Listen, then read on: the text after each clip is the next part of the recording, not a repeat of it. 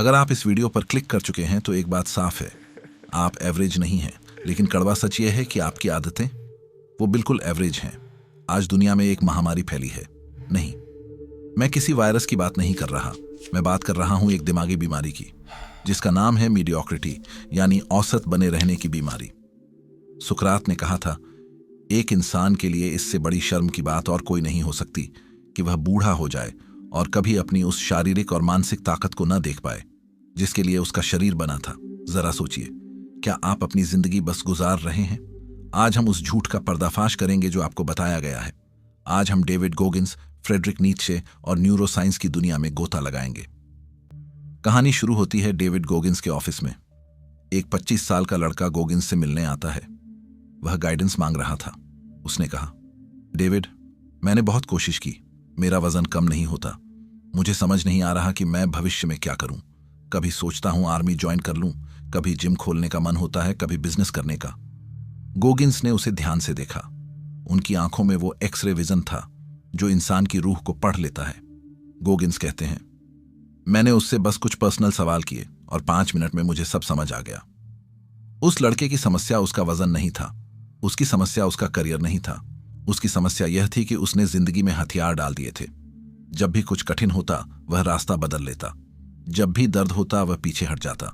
उसके अंदर किसी भी चैलेंज को फेस करने का कॉन्फिडेंस ही नहीं बचा था। और इसे ही कहते हैं मीडियोक्रिटी, बस किसी तरह काम चल जाए वाली सोच। क्या यह कहानी आपको जानी पहचानी नहीं लगती? हम सब एक ऐसी दुनिया में रहना चाहते हैं जहां हमें कोई चैलेंज न करे। अक्सर स्टूडेंट्स को क्या कहा जाता है, बस उतना ही पढ़ लो जितने में एग्जाम पास हो जाए, बस ऐसी नौकरी ढूंढ लो जहां सुकून हो। हमने कंफर्ट को अपना भगवान बना लिया है। लेकिन यहां एक मनोवैज्ञानिक तथ्य है जिसे द फ्रॉग ब्रेन बायस कहते हैं। आपका दिमाग, विशेष रूप से आपका पुराना दिमाग, लिम्बिक सिस्टम, महान बनने के लिए डिजाइन नहीं किया गया है। यह आपको जिंदा रखने और सुरक्षित रखने के लिए डिजाइन किया गया है। जब आप रिस्क लेते हैं, आपका दिमाग चिल्लाता है, रुको, खतरा है। जब आप सुबह 4 बजे उठना चाहते हैं, आपका दिमाग फुसफुसाता है, सो जा, बाहर ठंड है। आप आलसी नहीं हैं, आप बस अपनी बायोलॉजी के गुलाम हैं। और मीडियोक्रिटी इसी गुलामी का नाम है। और सच ये है, आप एवरेज लोगों के बीच बेस्ट दिखना चाहते हैं, इसलिए आप अपने आसपास कमजोर लोगों को इकट्ठा कर लेते हैं ताकि आपका अहंकार सुरक्षित रहे। लेकिन फ्रेडरिक नीत्शे ने कहा था, बिकम हु यू आर, वो बनो जो तुम असल में हो। और जो तुम हो वो आराम की मखमल में नहीं बल्कि संघर्ष की आग में मिलेगा। यह सिर्फ हवाई बातें नहीं हैं। स्टैनफोर्ड यूनिवर्सिटी के न्यूरोसाइंटिस्ट डॉक्टर एंड्रू ह्यूबरमैन ने हाल ही में एक खोज की है। हमारे दिमाग में एक हिस्सा होता है, anterior mid cingulate cortex. Research में पाया गया कि मोटे और आलसी लोगों में यह हिस्सा छोटा होता है और एथलीट्स और योद्धाओं में यह हिस्सा बड़ा होता है। मजे की बात यह है, यह हिस्सा सिर्फ तब बड़ा होता है जब आप वो काम करते हैं जो आप नहीं करना चाहते। जब आप मन मारकर जिम जाते हैं या ठंडे पानी से नहाते हैं तो यह हिस्सा फिजिकली बड़ा होता है। यही आपकी विल पावर की मसल है। यानी अगर आप संघर्ष नहीं कर रहे तो आपका दिमाग लिटरली सिकुड़ रहा है। तो फिर वो 1% लोग कौन हैं जो दुनिया बदलते हैं? क्या उनके पास कोई जादुई शक्ति है? नहीं, फर्क सिर्फ एक है, पेन टॉलरेंस, दर्द सहने की क्षमता। बहुत कम लोग हैं जो शीशे में देखकर खुद से कहते हैं, मुझे फर्क नहीं पड़ता कि यह संभव है या नहीं, मुझे मतलब है कि क्या मैं इसके लिए अपनी जान लगा सकता हूं। वे परिणाम के लिए नहीं बल्कि सेल्फ डिस्कवरी, आत्म खोज के लिए लड़ते हैं। गोगिंस कहते हैं, अगर आपको इन टॉप 1% लोगों के बीच रहना पड़े जो लगातार एक पर्वत के बाद दूसरा पर्वत नापते हैं, तो आप उनका साथ बर्दाश्त नहीं कर पाओगे। क्यों? क्योंकि उनके सामने आपका डर, आपका खोखलापन और आपकी बहानेबाजी नंगी हो जाएगी। उनकी आग में आपका अहंकार जल जाएगा। ध्यान दीजिए, आप अंदर से खुश क्यों नहीं हैं? क्योंकि आपके करंट सेल्फ और आपके पोटेंशियल सेल्फ के बीच बहुत बड़ा अंतर आ गया है। आप जानते हैं कि आप बेहतर कर सकते हैं, लेकिन आप कर नहीं रहे। यह जो खालीपन है, इसे भरने के लिए आप क्या करते हैं? रील्स स्क्रॉल करते हैं, जंक फूड खाते हैं, नशा करते हैं।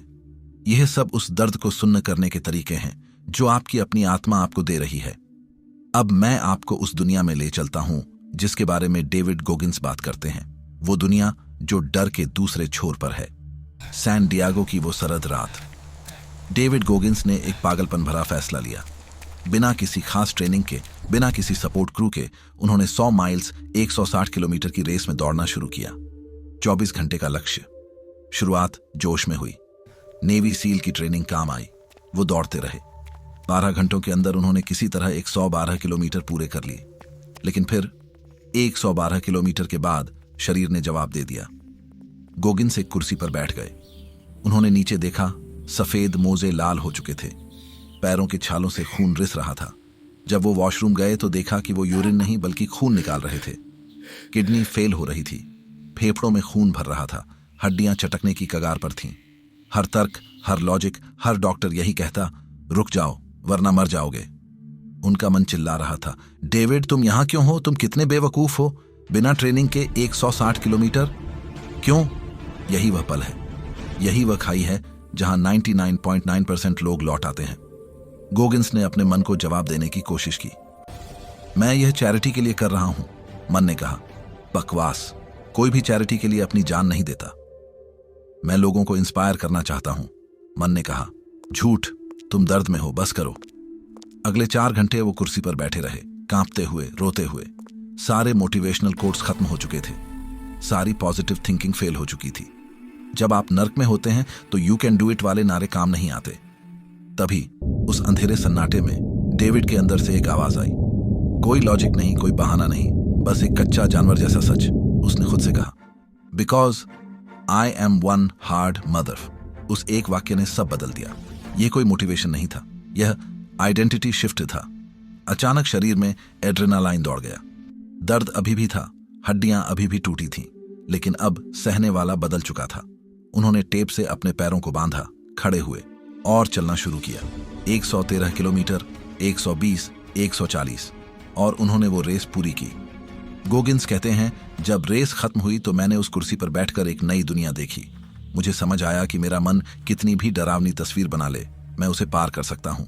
यह थी द 40% रूल की खोज।